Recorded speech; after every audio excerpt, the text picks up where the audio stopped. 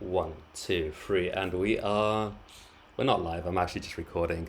Guys, what is up? I know you haven't heard from me for quite a long time. If you missed me, I'm sorry. I'm really sorry. What can I say? I've been busy. But I've wanted to come back and record some new videos for quite some time. I just haven't quite been able to find the time to do that. And I wanted to ease back into things by starting with a slightly lighter video. And I know that pretty much everyone that's subscribed to this YouTube channel is subscribed for tech videos, and I want to assure you that there will be more tech videos coming very soon.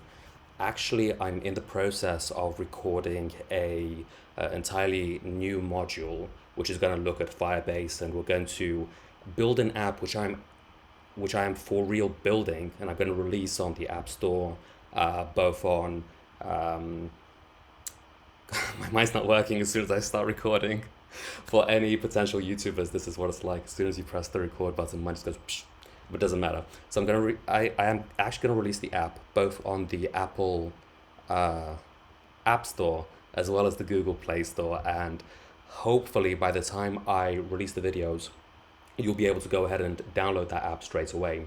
Um, what I do want to do, however, I am aware that I haven't been very consistent in recording videos so far or recently. So what I'm going to do instead is I'm going to record the entire module first, and then once that module is finished, then I'm going to release the videos one per day, and then at the end of it, I'll release a massive video which has the entire app in a single video, right? So that way I know that you guys won't be left like um, having seen the first five videos, getting really into it, wanting to learn more, and then just being left with nothing for months, right? I don't want to leave you guys in that position again, so I'm not going to be doing that.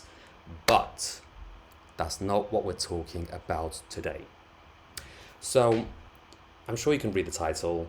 I'm not quite sure what I'm going to call it yet. Maybe something like seven manipulation tactics used on you, or something like that.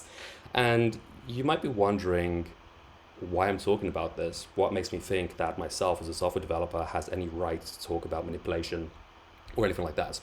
And if you're thinking that, I don't blame you. It's become apparent to me that I've never actually spoken about my background. My background's actually in psychology, not computer science. I studied psychology at a well-known university here in London, and I graduated with a first-class degree. But I decided I don't, I don't like people. So then I went off and studied computer science as well, and started being a software developer instead, which is what I'm doing now. But anyway, so basically the reason I'm recording this video, first of all, just because I wanted to record something and get back into the momentum, speaking to you guys and hopefully getting back into things so I can record more for you, but also because I had an interesting experience recently, which made me want to share with everybody else. Essentially, I have a close friend, and he's somebody I respect a lot. He's a really cool guy. He knows a lot about a lot of things, and he started going on and on about this seminar he attended. He was telling me about how he attended this seminar, and it really helped him get his life back on track. Helped him, look at his goals and what he wants to do in his life. It helped him figure out his purpose and all that stuff. And I'm listening to him talk, and I'm thinking, okay, first of all, he's a bit too into it. He's like a little bit too enthusiastic, but at the same time, from the actual things he told me about, the real concrete exercises he told me about, they sounded useful, like some goal setting. Look, some they were auditing his life, looking at what's working and not working, how could he improve the different things. And I was thinking, yeah, okay, look, I don't really buy the hype, but maybe it's interesting. Maybe it's worth attending.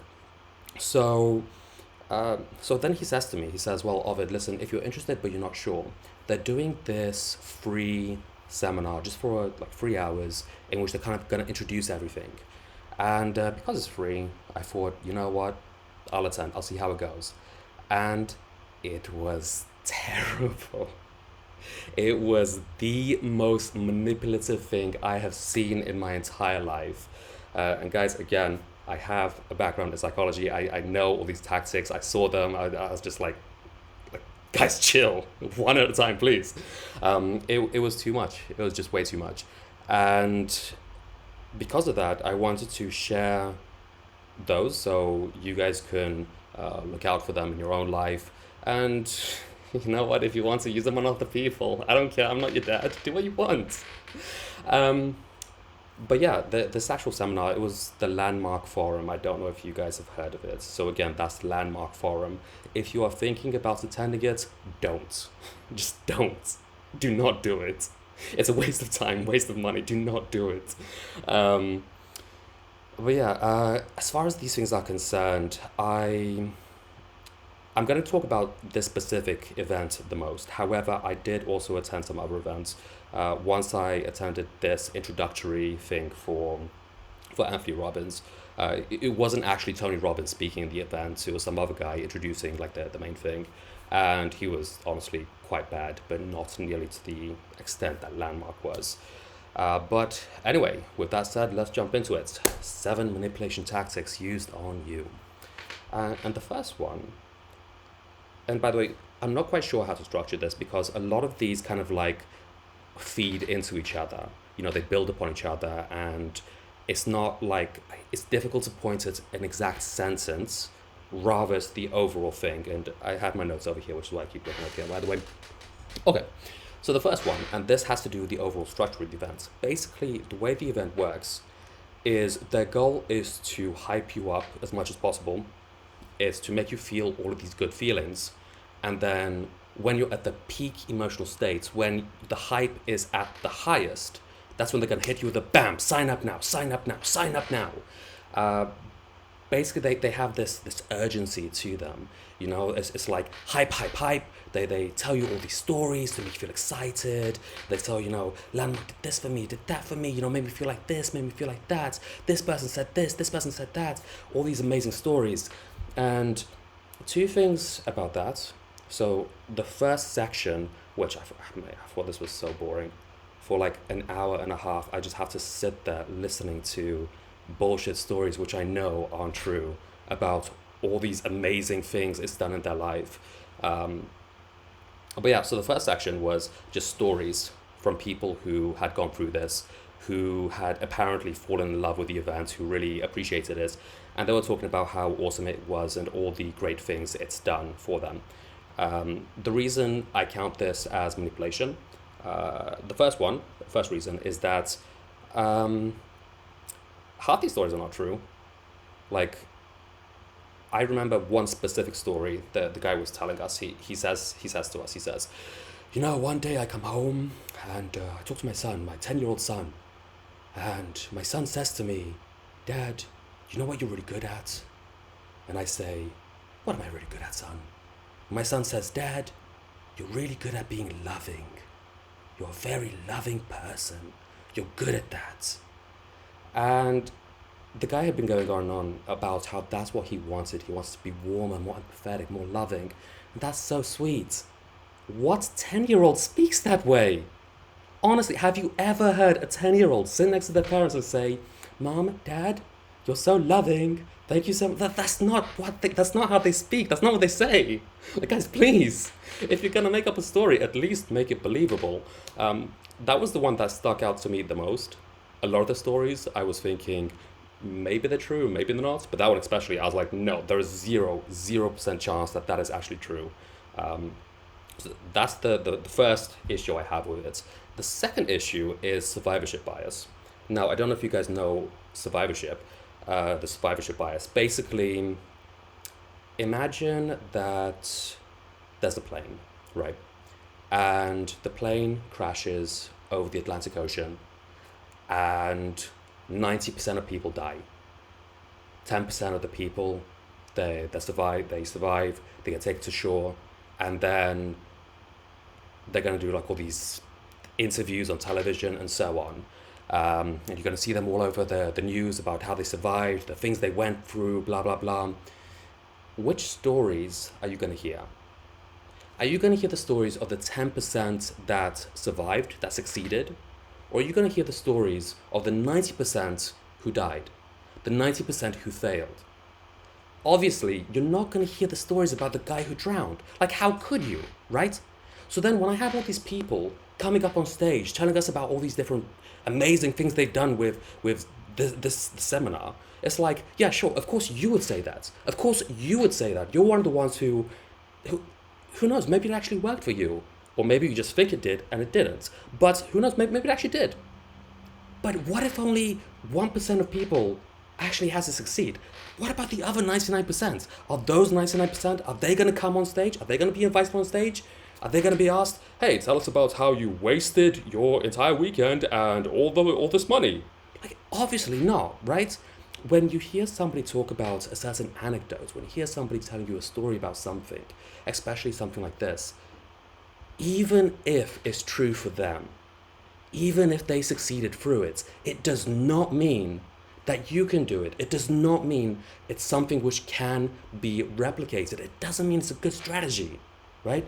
So these stories, no, just no. It's not a good way to sell. Well, it's a very good way to sell it. It's not a very good way to convince me. And it is a good way to manipulate people. So the first manipulation tactic, what I had it down as was like build a lot of hype and then force people to buy. But I guess the way I described it is more like tell stories, tell anecdotes and stories, which pull people into what you're doing to make people believe in what you're saying. Because that's the thing about humans, about the human mind. We don't truly understand statistics, numbers, and things like that. What we really understand is stories. We see social situations. We can think of ourselves as talking to different people and going through different experiences, having different feelings. So when somebody starts talking about how they felt, what they did, we can relate to that. When somebody instead says, yeah, so 90% of people do this, 10% of people do that, they're just numbers. It doesn't really mean anything. It's the same as when we talk about like any tragedy in the world, when if we speak about how many people died in World War II, like how many tens of millions, that doesn't mean anything.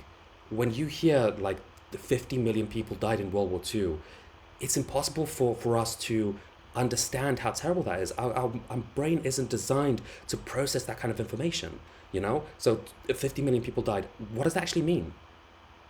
We don't have a true understanding of it. But on the other hand, if I tell you the sad story of a mother who, she had a newborn baby and she was so happy because she had just gotten married, she just had a kid, and her husband had to go off to war and he never came back, and she was so heartbroken, raising that young child by herself. And, she tried her best for her son, but she just didn't have any money because there wasn't anybody to take care of her, and blah, blah, blah, blah, blah. You see, it's so much more moving, even though that's one story, as opposed to 50 million, right? But yeah, so that's the first one, stories. The second one, and as I said, this all kind of builds into each other. So remember that overall structure of the event. It's building hype, building hype, building hype, and then trying to force you to buy right as your emotion is the highest. So after that section, we went ahead and we did an exercise. And first I'll quickly describe what the exercise is about, and then I'll tell you guys the issues I have with it. So what they did is they asked us to, and I have my notes over here. These are the notes I actually took during the event. They asked us to split life into different segments, right? Stuff like fitness, health, social situations, career, finances, family, all these different things, all these different aspects of life. And then what they asked us to do is to have two categories: what's working and what's not working. They asked us to make a list. So what's working? Yeah, for me, fitness. Been going to the gym. What can I say? So of course that was on my working section. And then what I found really interesting here, right, was what do you think they went into? Do you think they said to us, okay, so here's something that's working for you. Ovid, you said fitness is working for you. Tell us about that. How do you feel knowing you succeeded in that? Like, how do you think I would feel talking about something I succeeded at and how awesome that is? I'm going to feel excited. I'm going to feel amazing, right? They didn't do that. They did not do that. They said, all right, cool. What's working the least? What is the most terrible aspects of your life? What is the thing that hurts you the most? Tell me about that. Think about that. Bring up these images into your mind.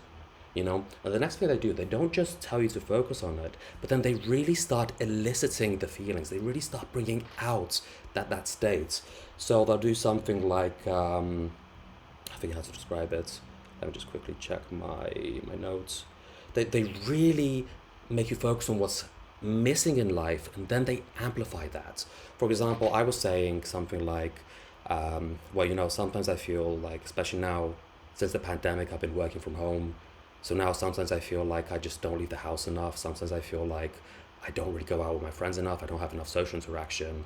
Sometimes I feel like the only thing I do is just sit here in front of my laptop working, and after work, I don't really feel like going out because I'm already home. So I'll just, watch YouTube, and I'm not really satisfied with that.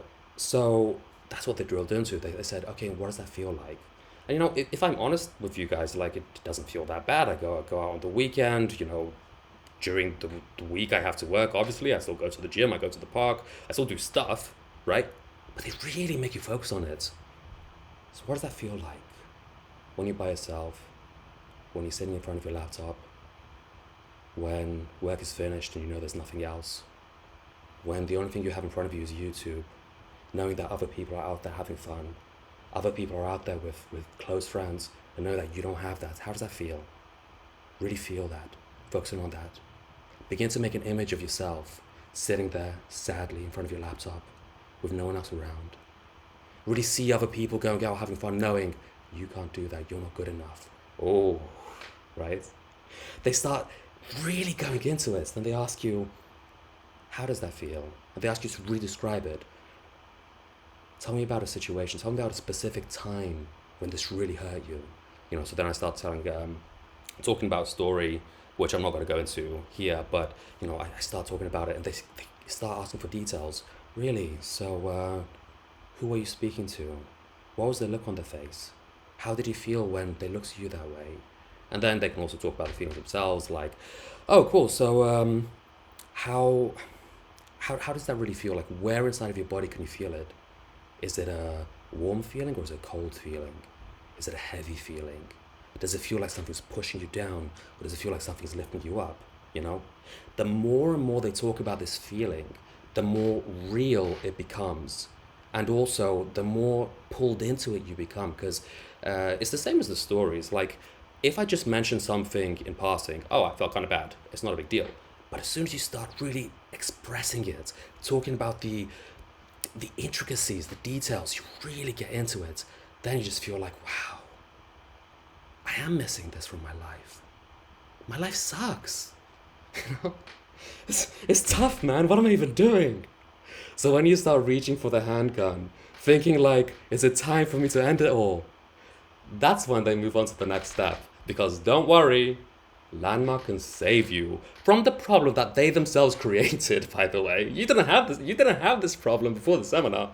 Before the seminar, it was just something that you were thinking, okay, you know what? It's an 8 out of 10, but I want it to be a 10 out of 10. It's not perfect. After the seminar, ooh, how can you even live your life without this? You know what I mean? They made it such a big deal. But yeah, so that was the second one, was eliciting the negative feeling and the negative states. And then they do the opposite.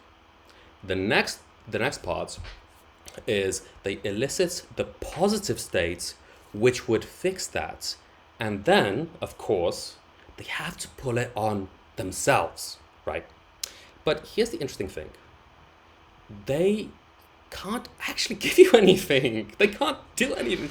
Like, I spoke to a couple other people who attended the event, and I also read different reviews online, and they don't do anything. They just talk to you about stuff. They're not even good at what they do. They're not good at therapy, CBT, or anything like that. There are actual therapists out there. These people are not therapists, right?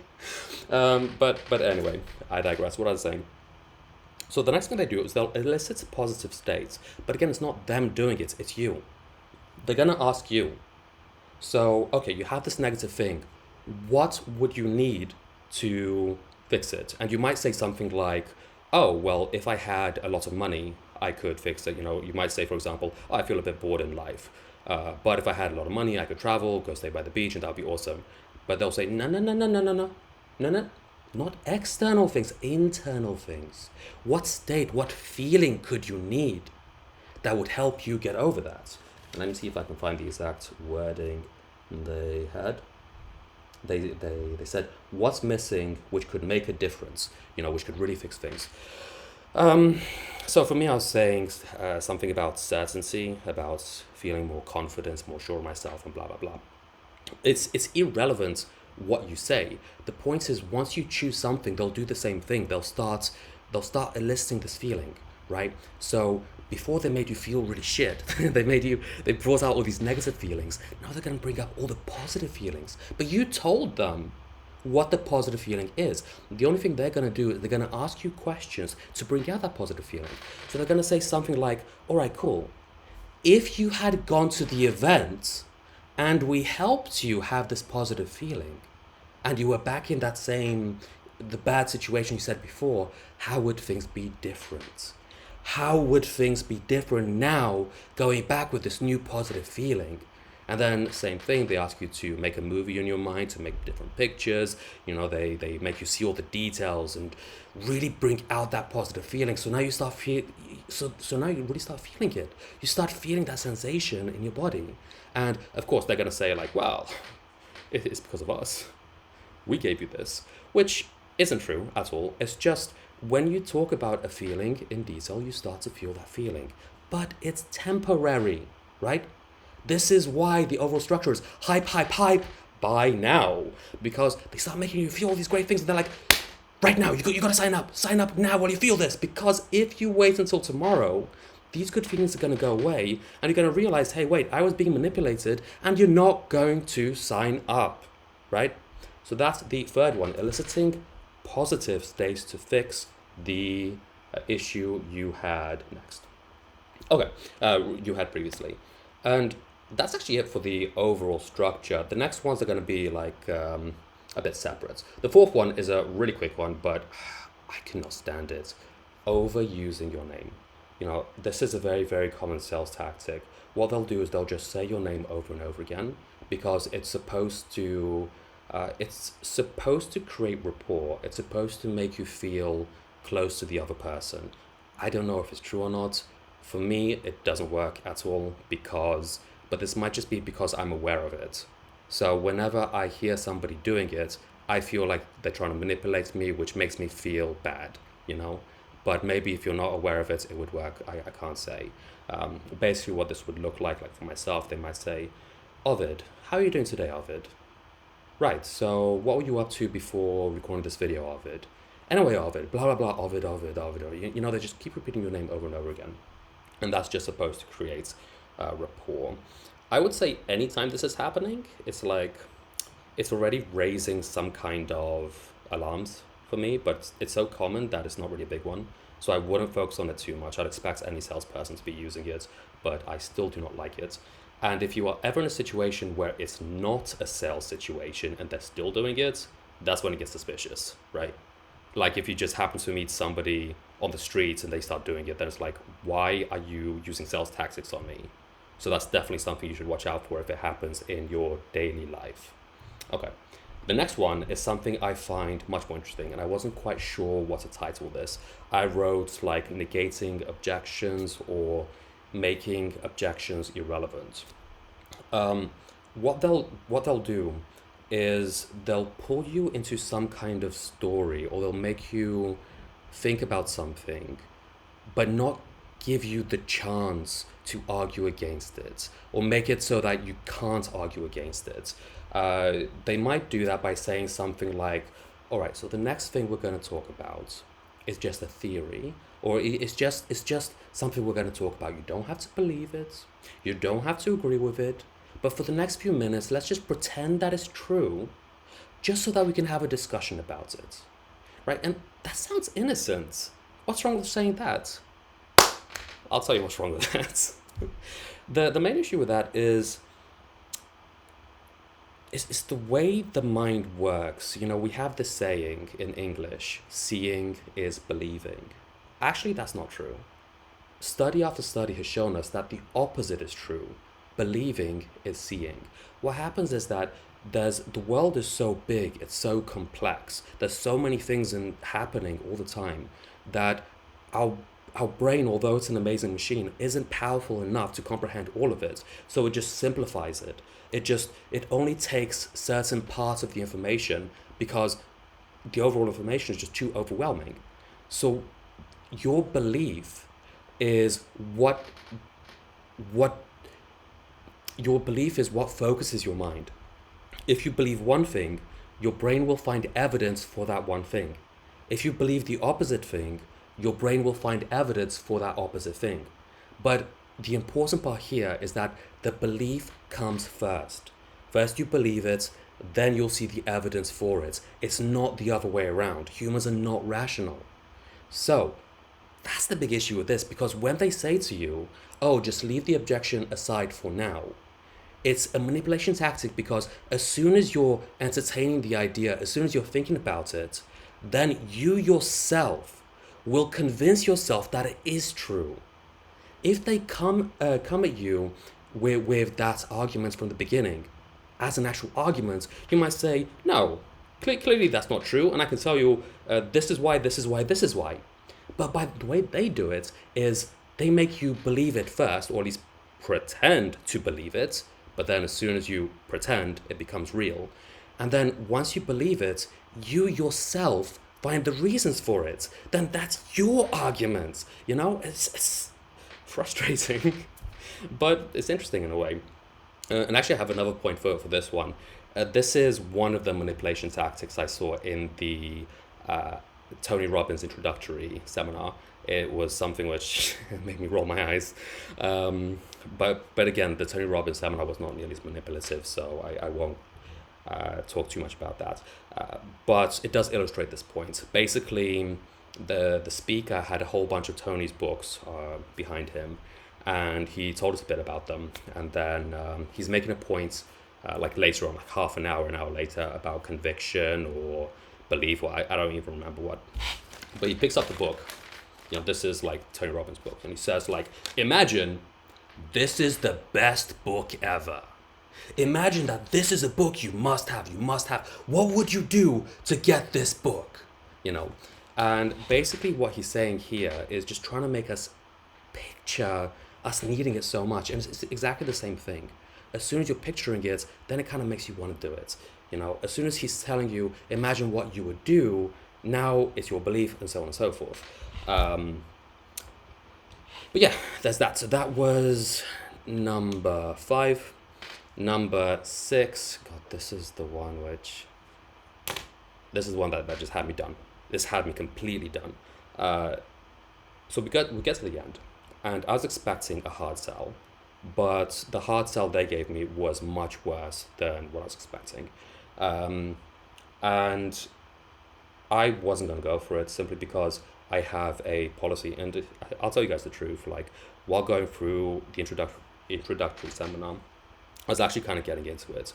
I could see the tactics they were using, but at the same time I was thinking, okay, cool, well, salespeople, of course, will have to sell stuff, so that does make sense.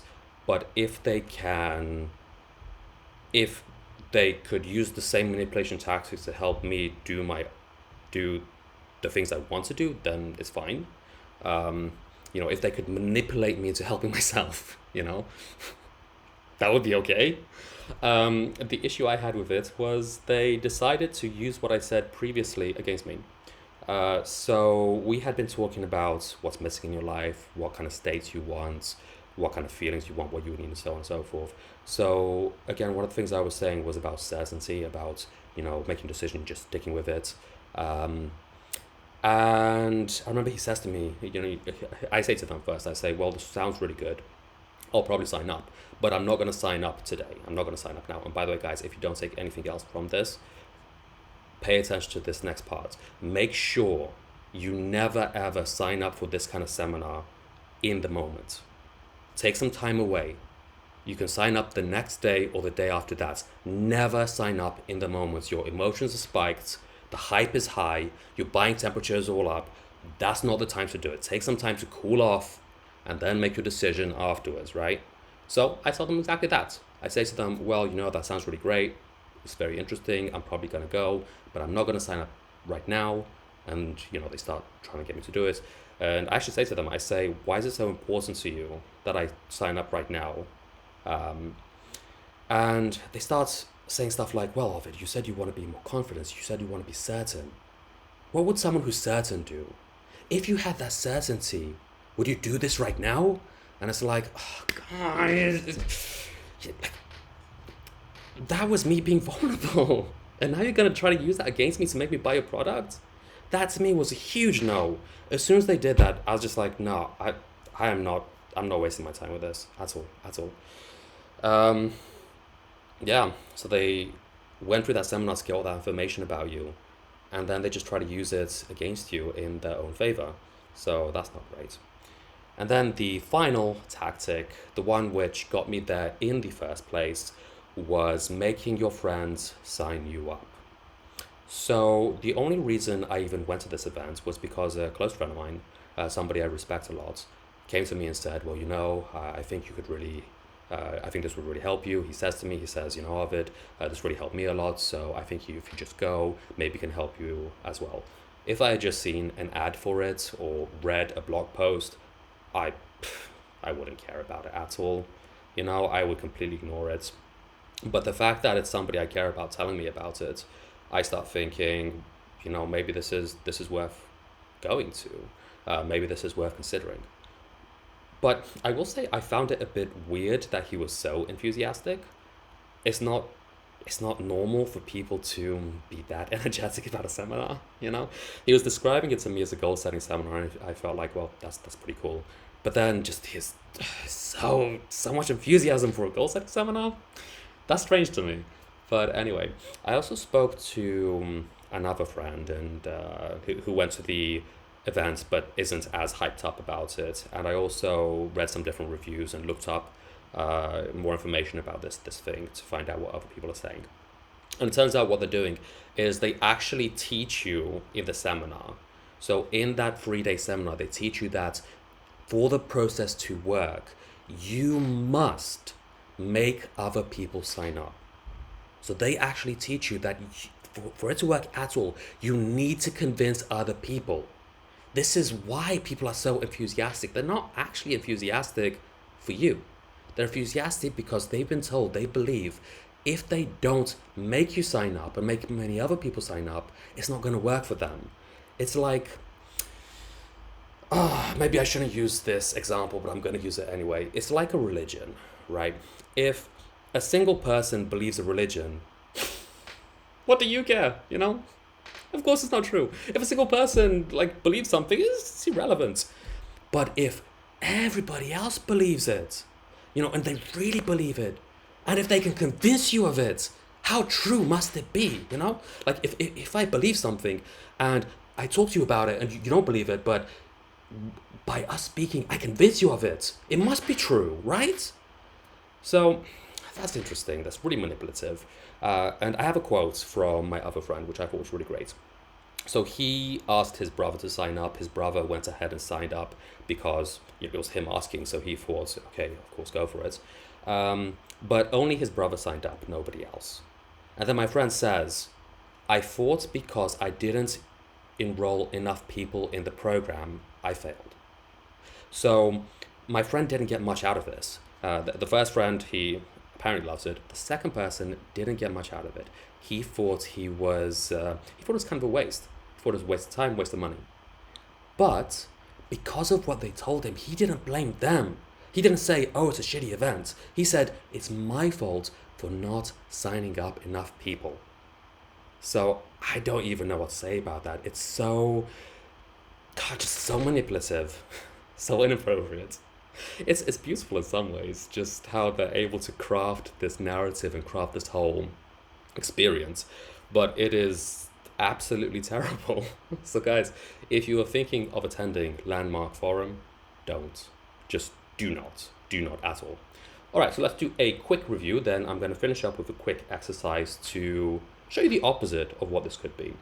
So the first thing, just the overall structure, was build a lot of hype, raise people's emotions, raise people's excitement, and then force them to take action, to buy, in this case, buy the seminar instantly while the emotions are high. The second one, elicit the negative feeling.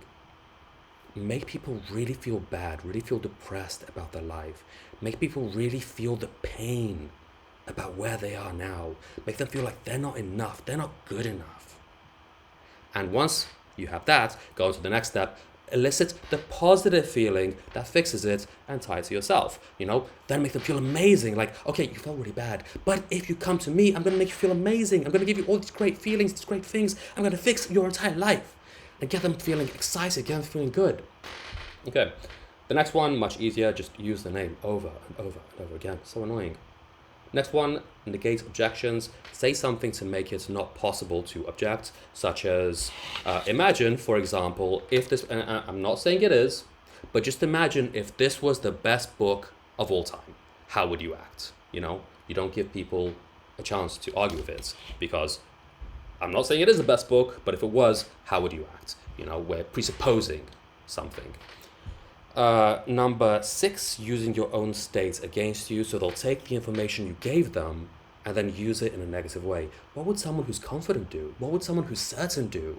You said you want to be more social. What would someone who's social do? Would they sit at home by themselves? Would they come to this event where they can talk to all these many people, And finally, they make your own friends, people that you already knew, sign you up, rather than them doing it yourself. They make people who you trust do it for you. And then again, I guess that's how all pyramid schemes kind of work. And of course, I'm not saying that Landmark is a pyramid scheme, but from what I've read, it definitely looks like a pyramid scheme. It definitely has a lot of similarities, let's just say that. Okay, and I did want to finish with a quick exercise, because we were talking about all these manipulative things and negative things that could happen. But I did say that we could also use the same thing in a positive way. So if you have time, let's go ahead and do that. So let's start by thinking about the different sections in our life. So the different roles we play or something like that. For example, you might be a student, you might work somewhere, you might be a father, you might be a mother, sister, brother, you might in different segments of life, meditation, fitness, you might talk about spirituality, career, and so on and so forth.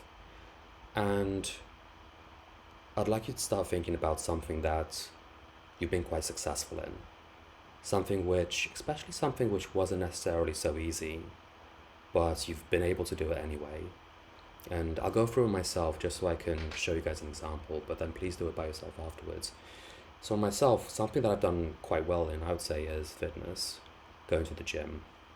Because naturally, I'm not a big guy, but I've been going to the gym now for about 9 years, And when you think about that thing you've done quite well, I want you to think about what kind of person do you need to be? What kind of good qualities must you have to have done that? For myself, 9 years. Do you know what it's like when you have an entire day of work? You're going to have to sit in front of your laptop for 8 hours. Your alarm rings at 6 a.m. and you're thinking, mate, I just want to sleep. But then you just get up anyway, because you're going to hit that gym. You're just going to get up, you're going to go to that gym, you're going to lift those weights. God, it shows that dedication. You made a decision and you stick to it. So that's one of the things that I can do really well. If I make a very firm decision, I can definitely have that dedication. When it's time to wake up, I wake up even if I'm tired. When it's, when we're talking about diets, other people eating the cheesecake, I see people eating the cheesecake and I can just turn away from it. I can say, no, I want the abs more than I want the cheesecake. It shows that dedication. It shows that commitment. The same as I did previously with all my YouTube videos I had in the past. Okay, cool. So eventually I couldn't keep it up forever, but for about 3 months, publishing a new video every single day, having that commitment, that's something which I really appreciate in people. And that's one of the qualities I've proven that I have, right? So do the same for yourself. Think about something you've done quite well in, and now think about what kind of qualities you must have had to have achieved that. And you can pause the video, what do you think about it? And then we'll move on to the next step. So once you have that realization that you are this kind of person, myself, person who's committed, dedicated, when you consider all these good qualities you have, how do you feel about yourself? When you think about the great things you've done and how difficult it was at times, but you just pushed through it and you just did all the things you needed to do, how does that make you feel? It's a really good feeling, isn't it? Okay, that does feel good actually. All right, ladies and gentlemen, I am going to stop the recording here. If you enjoyed this video, go ahead and give me a thumbs up. I will try to record more videos in the future, both about psychology and about tech, but we will see how it goes.